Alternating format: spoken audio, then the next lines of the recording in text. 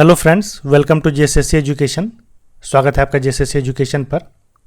हम लोग संयुक्त राष्ट्र संघ एवं अन्य अंतर्राष्ट्रीय संस्थाएं ये टॉपिक पढ़ रहे थे।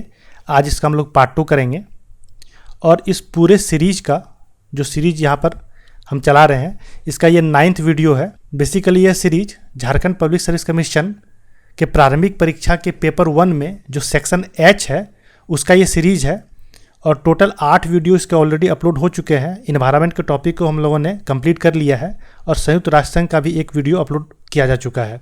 अगर आपने वो नहीं देखा है तो उसे आप पहले देख लें। उसे देखने के लिए आप इस वीडियो के डिस्क्रिप्शन बॉक्स में जाइए, वहाँ पर आपको प्लेलिस्ट मिल जाएगा और उस प्लेलिस्ट में आपको इसके पहले के सारे वीडियोज़ एक साथ मिल जाएंगे।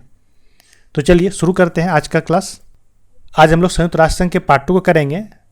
पार्ट 1 अगर आपने नहीं देखा है तो पहले आप वो देखें, क्योंकि उसे देखने के बाद ही आपको यह और भी बेहतर तरीके से समझ में आएगा।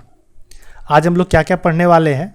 आज हम लोग संयुक्त राष्ट्र संघ के जो 3 अंग बचे रह गए थे उसे हम लोग देखेंगे।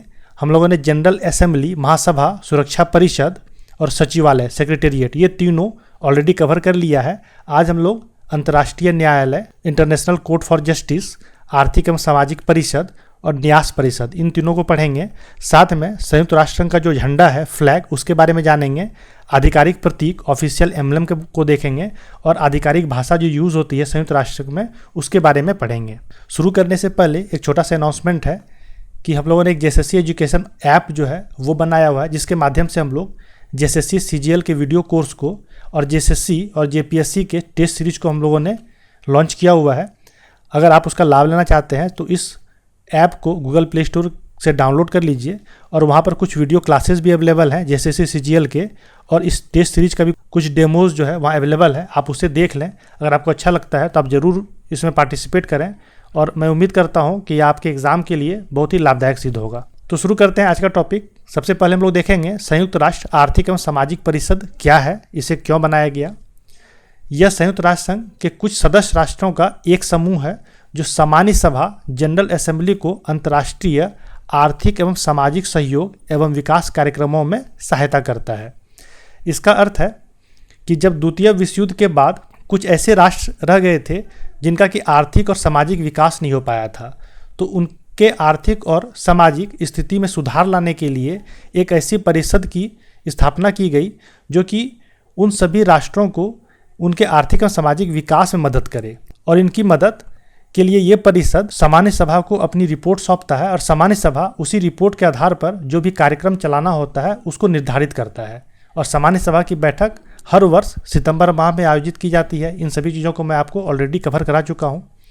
तो इस तरह से उन सभी राष्ट्रों के लिए एक नियम बनाया जाता है, एक तरह का जो भी योजना है उसका निर्धारण किया जाता है।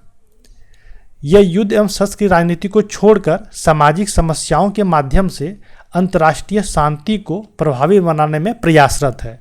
जिस तरह से हम लोगों ने देखा है कि प्रथम विश्व युद्ध और द्वितीय विश्व युद्ध में हर राष्ट्र एक दूसरे से आगे निकलने की होड़ में युद्ध एवं शस्त्र की राजनीति को अपनाते थे, उसके विपरीत इस संस्था के द्वारा युद्ध एवं शस्त्र की राजनीति को छोड़कर सामाजिक समस्याओं के माध्यम से अंतर्राष्ट्रीय शांति को प्रभावी बनाने का प्रयास किया गया है।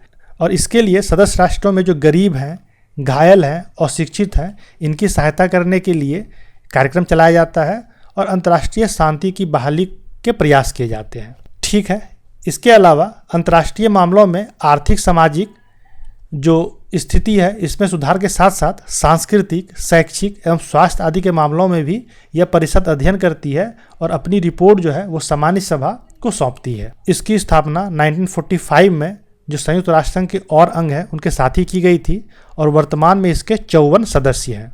और ये जो 54 सदस्य हैं ये विश्व के 5 क्षेत्रों से आते हैं। जिस तरह से सुरक्षा परिषद में अस्थायी सदस्यों का चुनाव 5 क्षेत्रों से होता है, उन्हीं 5 क्षेत्रों में से इन 54 सदस्य चुनकर आते हैं। वो 5 क्षेत्र कौन से थे मैंने आपको पहले ही बताया है। ये है Africa, western Europe and others, Asia Pacific, Latin America and Caribbean और ईस्टर्न यूरोप। अफ्रीका से 14 सदस्य, वेस्टर्न यूरोप से 13, एशिया पैसिफिक से 11, लैटिन अमेरिका से 10 और ईस्टर्न यूरोप से 6। आपको ये नंबर्स याद नहीं रखने हैं, बस आप ये ध्यान में रखें कि सबसे ज़्यादा सदस्य जो है वो अफ्रीका से चुन के आता है और सबसे कम सदस्य जो है वो ईस्टर्न यूरोप से आता है। और टोटल 54 सदस्य जो है इस परिषद में होते हैं। ठीक है। प्रत्येक सदस्य का कार्यकाल 3 वर्ष का होता है। इसका अर्थ है कि जो इस क्षेत्र से 14 देश चुन के आएंगे वो परमानेंटली इसके सदस्य नहीं रहेंगे, उनका कार्यकाल भी 3 वर्ष के बाद समाप्त हो जाएगा और 3 वर्ष के बाद फिर कोई दूसरे कंट्रीज उस क्षेत्र से चुन के आएंगे। इन 54 सदस्य में 1/3 सदस्य प्रतिवर्ष पदमुक्त होते हैं, यानी प्रतिवर्ष 18 सदस्य बदल जाते हैं। ठीक है। इसमें प्रत्येक सदस्य राज्य का एक ही प्रतिनिधि होता है। मीन्स हर एक जो राष्ट्र इसके सदस्य होते हैं उसका एक ही प्रतिनिधि होता है। 54 सदस्य है तो हर एक राष्ट्र का अपना एक एक प्रतिनिधि इसमें शामिल होता है। अध्यक्ष का कार्यकाल 1 वर्ष के लिए होता है। जिस तरह से आपने देखा कि सदस्य का कार्यकाल 3 वर्ष का होता है, लेकिन अध्यक्ष का कार्यकाल 1 वर्ष का होता है। इसे आप ध्यान में रखेंगे। ये थोड़ा ट्रिकी क्वेश्चन यहाँ से बन सकता है, क्योंकि एक ही परिषद में सदस्य का कार्यकाल 3 वर्ष है और अध्यक्ष का कार्यकाल 1 वर्ष है। तो हो सकता है कि आपको घुमा के इससे क्वेश्चन पूछा जा सकता है। और वर्तमान में इसके अध्यक्ष कौन है? सिल्वी ल्यूकस। इसके अध्यक्ष का नाम उतना इंपॉर्टेंट तो नहीं है। इस पूरे राष्ट्रसंघ में सिर्फ जो महासचिव का नाम है वो इंपॉर्टेंट होता है, उसे आपको ध्यान में रखना है। और उसके अलावा जो अन्य इसके अंग हैं उसके अध्यक्ष का नाम उतना इंपॉर्टेंट नहीं है। फिर भी आप एक बार ध्यान में रख लें, हो सकता है कि कहीं पर पूछ दे, तो आपको ये अगर ध्यान में रहेगा तो आप ऑप्शन को टिक कर सकते हैं। इसकी बैठक वर्ष में 2 बार होती है, एक बार अप्रैल में और एक बार जुलाई में।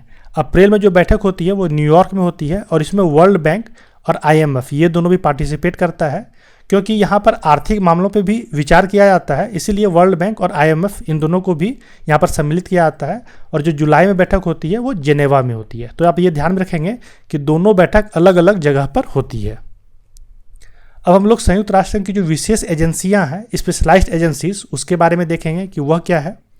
संयुक्त राष्ट्र संघ की कुछ विशेष एजेंसियाँ हैं जो इसके भीतर काम करने वाले स्वायत्त संगठन हैं, जिसका अर्थ है कि जब वे अपने आर्थिक और सामाजिक परिषद को अपनी गतिविधियों का रिपोर्ट करते हैं तो वे ज़्यादातर अपने उपकरणों के लिए स्वतंत्र होते हैं।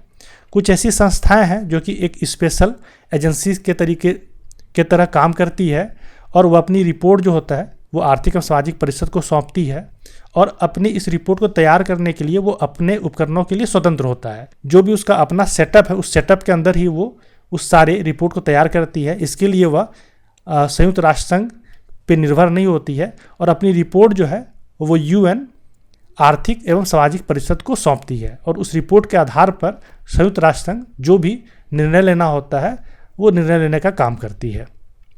ये विशेष एजेंसियां कौन कौन सी है? तो ILO international labour organization, FAO food and agriculture organization, world health organization, उसी तरह से IMO international maritime organization, UNESCO, UNICEF, UNIDO, IMF, WIPO world intellectual property organization, WMO, WTO, world bank. ये सभी, इसके अलावा भी और भी हैं, पर ये सभी प्रमुख स्पेशलाइज्ड एजेंसी है जो कि संयुक्त राष्ट्र संघ को उसकी काम में सहायता करता है, पर ये एक स्वायत्त संगठन है और अपने उपकरणों के लिए स्वतंत्र होते हैं। इनमें से कुछ जो एजेंसीज है उसका निर्माण जो है, उसकी स्थापना संयुक्त राष्ट्र संघ के अस्तित्व में आने से पहले ही हो गई थी और कुछ संयुक्त राष्ट्र ने अपनी ज़रूरतों के हिसाब से उसको बनाया था। जैसे आप देखेंगे ILO की स्थापना 1919 में ही हो गई थी, तो और संयुक्त राष्ट्र संघ की स्थापना कब हुई है? 1945 में। तो इस तरह से आप देखेंगे कि काफ़ी सालों पहले ही इसकी स्थापना हो गई थी, पर यह संयुक्त राष्ट्र संघ को उसके कामों में मदद करता है। उसी तरह से वर्ल्ड बैंक की स्थापना 1944 में हो गई थी। WHO की स्थापना 1948 में हुई है, संयुक्त राष्ट्र संघ के अस्तित्व में आने के बाद हुई है। तो इस तरह से कुछ एजेंसीज की स्थापना संयुक्त राष्ट्र संघ के अस्तित्व में आने से पहले हो गई थी और कुछ के उसके बाद ज़रूरत के हिसाब से उसे बनाया गया था। तो इसे आप ध्यान रखेंगे। इन सभी ऑर्गेनाइजेशन को हम लोग डिटेल में अगले पार्ट में देखेंगे। आज बस इसका आप नाम जान लीजिए कि कौन कौन सी संस्थाएं जो कि संयुक्त राष्ट्र संघ को उसकी कामों में मदद करता है। अब हम लोग अंतर्राष्ट्रीय न्यायालय देखेंगे, इंटरनेशनल कोर्ट फॉर जस्टिस। संयुक्त राष्ट्र का ये प्रमुख न्यायिक अंग है। मीन्स जब भी 2 देशों के बीच में या 2 से अधिक देशों के बीच में ऐसी कोई बात होती है जहाँ की उसे सुलझाना एक अंतर्राष्ट्रीय विषय का मुद्दा बन जाता है, तो यहाँ पर फिर इंटरनेशनल कोर्ट फॉर जस्टिस की भूमिका आती है और वैसे मामले इस कोर्ट में सॉल्व किए जाते हैं। इसका मुख्यालय हेग नीदरलैंड में है, इसे आप ध्यान में रखेंगे। इसमें कुल 15 न्यायाधीश होते हैं और कोरम को पूरा करने के लिए 9 न्यायाधीशों की जरूरत होती है एवं प्रत्येक न्यायाधीश का कार्यकाल 9 वर्षों का होता है। तो ये सभी फैक्ट जो है काफ़ी इंपॉर्टेंट है। वर्तमान में भारत के दलवीर सिंह भंडारी, यह इंटरनेशनल कोर्ट फॉर जस्टिस में एक न्यायाधीश के रूप में कार्यरत हैं और यह इनका दूसरा कार्यकाल है। पहला कार्यकाल इनका 2012 में शुरू हुआ था और 2017 में यह पुनः निर्वाचित किए गए थे। तो यह ध्यान रखेंगे कि ये इनका दूसरा कार्यकाल है और इनका नाम क्या है, दलवीर सिंह भंडारी। ये कुछ इस तरह के दिखते हैं। भारत से आईसीजे में रह चुके जज कौन कौन से हैं उसे भी ध्यान में रख लेते हैं। सर बेनेगल राव, ये 1952 में चुने गए थे। 1952 से लेकर 53 तक ये आईसीजे में जज का काम कर चुके हैं। नागेंद्र सिंह, यह भी इंटरनेशनल कोर्ट फॉर जस्टिस में एक न्यायाधीश के रूप में काम कर चुके हैं। साथ में ये वाइस प्रेसिडेंट और प्रेसिडेंट भी रह चुके हैं। मीन्स इस 15 न्यायाधीश में एक वाइस प्रेसिडेंट और एक प्रेसिडेंट चुना जाता है।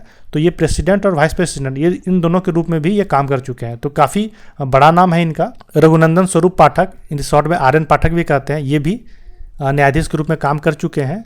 और वर्तमान में दलवीर सिंह भंडारी, जो कि भारत की ओर से आईसीजे में एक न्यायाधीश के रूप में कार्यरत है। अब हम लोग न्यास परिषद देखेंगे कि ट्रस्टीशिप काउंसिल क्या होता है।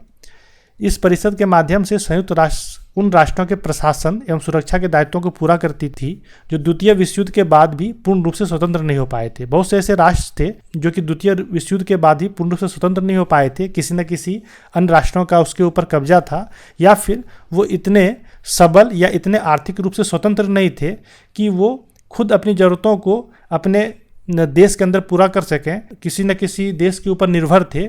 तो इस तरह से उनको स्वतंत्र नहीं माना जा सकता था। तो ऐसे राष्ट्रों की सहायता करने के लिए न्यास परिषद की स्थापना की गई थी और न्यास परिषद उन सभी राष्ट्रों को जो भी मदद हो सकता था वो करता था। और इस न्याय परिषद के 5 सदस्यों में सुरक्षा परिषद के ही स्थायी सदस्य शामिल होते हैं। ठीक है।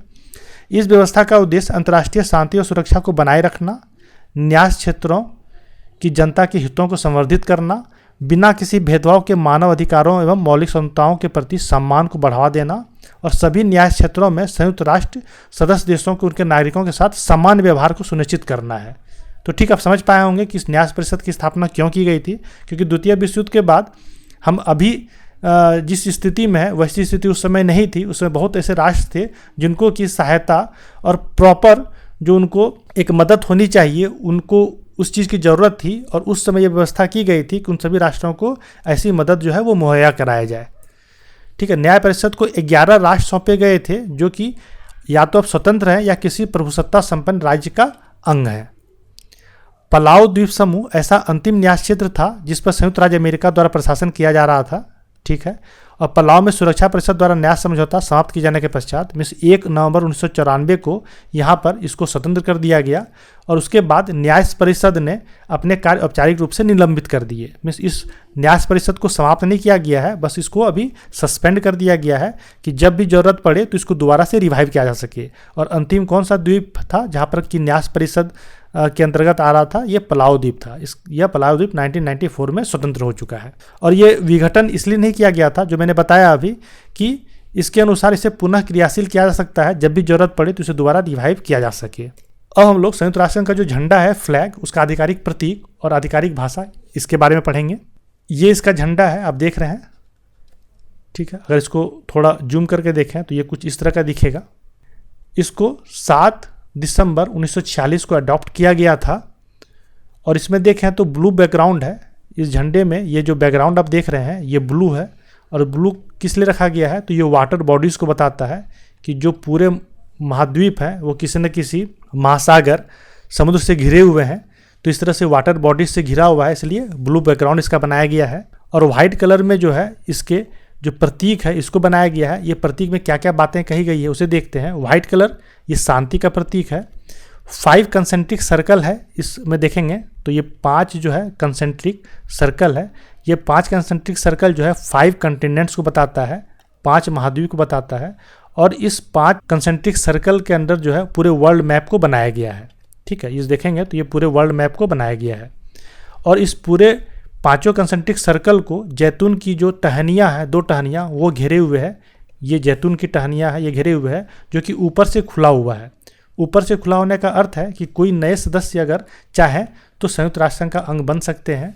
और ये जैतून की टहनियाँ शांति का प्रतीक होती है, जैतून शांति का प्रतीक होता है, इसीलिए जैतून की टहनियों से इस पूरे जो महाद्वीप है, पूरा जो वर्ल्ड है, इसको घेरा गया है ताकि ये सुरक्षित रह सके, यहाँ पर शांति स्थापित की जा सके। और इसी तीनों को 5 कंसेंट्रिक सर्कल, वर्ल्ड मैप और जैतून की टहनियाँ जो है, इस तीनों को अगर मिला दें तो ये जो बन जाता है, इसको हम लोग ऑफिशियल एम्बलम है संयुक्त राष्ट्र संघ का।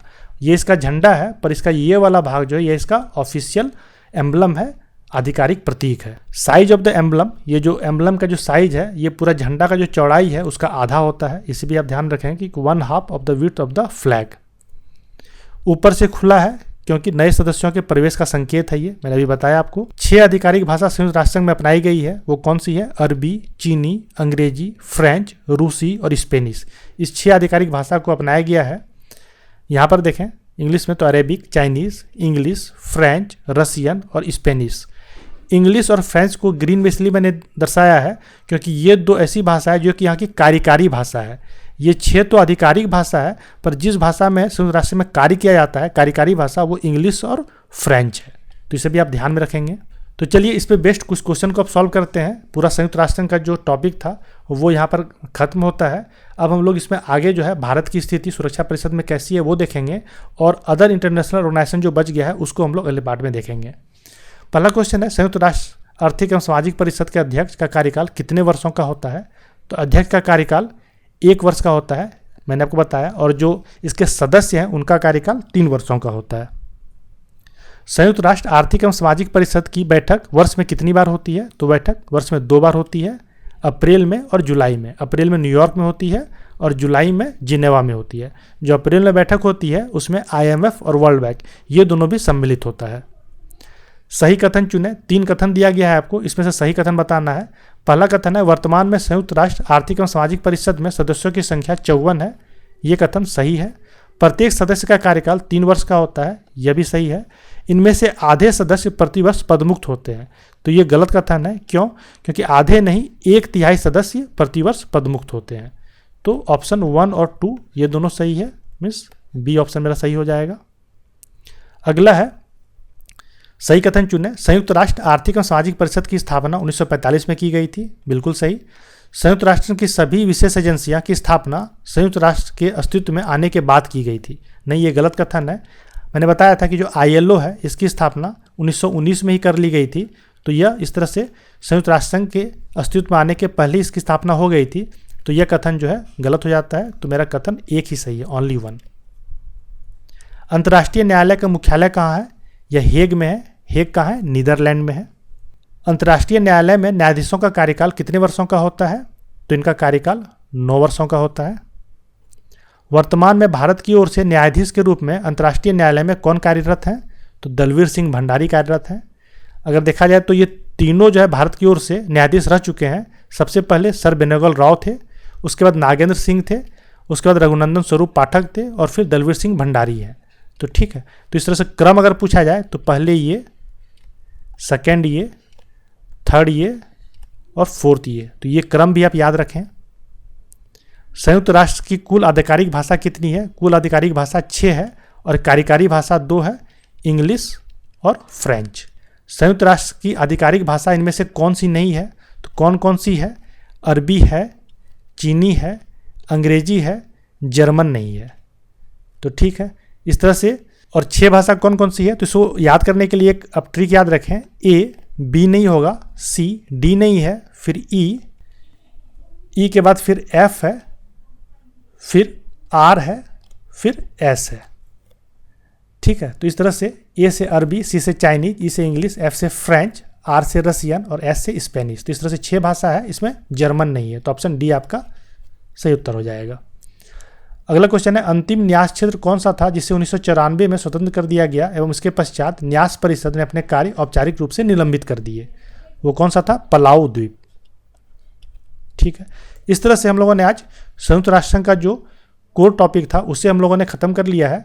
अब हम लोग अगले टॉपिक में भारत की स्थिति देखेंगे सुरक्षा परिषद में, और उसके बाद फिर इंटरनेशनल ऑर्गेनाइजेशन जो और भी बचे रह गए इसमें, उसे हम लोग देखेंगे। तो चलिए बने रहिए हमारे साथ, मिलते हैं अगले क्लास में।